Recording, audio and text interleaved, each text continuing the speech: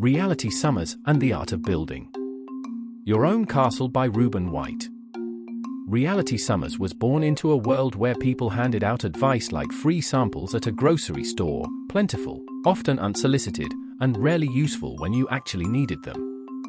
Her parents, well-meaning but perpetually distracted by their own dramas, had a favorite saying, "Mama may have, Papa may have, but God bless the child that's got his own." At first, Reality thought this was just a fancy way of saying, "Figure it out, kid." And she wasn't wrong. Life, in its infinite wisdom, had a way of testing her early.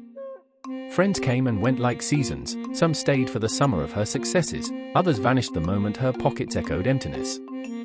She learned quickly that money was like a magnet, people stuck around when it was there and scattered like roaches when the lights, and the cash, went out.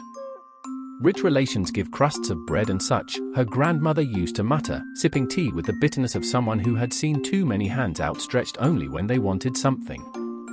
Reality, ever the optimist, or masochist, depending on the day, tried to change people. She thought if she loved harder, gave more, smiled brighter, maybe they'd stick around.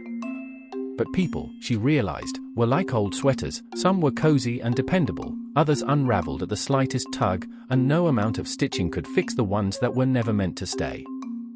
One day, after a particularly brutal betrayal, courtesy of a friend who vanished the moment Reality couldn't fund their latest big idea, she sat on her fire escape, staring at the city lights. A neighbor's cat, a grizzled old Tom named Sir Hisselot, jumped up beside her and gave her a look that said, "You're an idiot, but I like you anyway."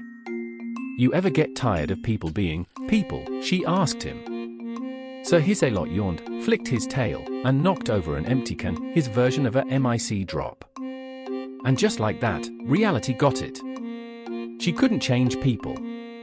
She couldn't force loyalty, couldn't make someone value her if they didn't see her worth. But she could build her own damn castle. Brick by brick, lesson by lesson. So she did. She stopped waiting for others to fill her cup and became her own well. She chased dreams instead of validation, built a life that didn't hinge on who stayed or left. And when the next fair weather friend flaked, she just shrugged, sipped her coffee, and whispered, "God bless the child that's got his own." Because in the end, the strong do get smart. The weak? Well, they fade, not because the world is cruel, but because they never learn to light their own fire. And Reality? She wasn't just surviving. She was building a kingdom. And Sir Hisselot? He approved. Mostly because she finally started buying the expensive cat food. Moral of the story? You can't change people. But you can stop letting their limitations define your life. Build your own. Feed your own fire. And for heaven's sake, stop expecting kittens to act like guard dogs. Some things just are what they are.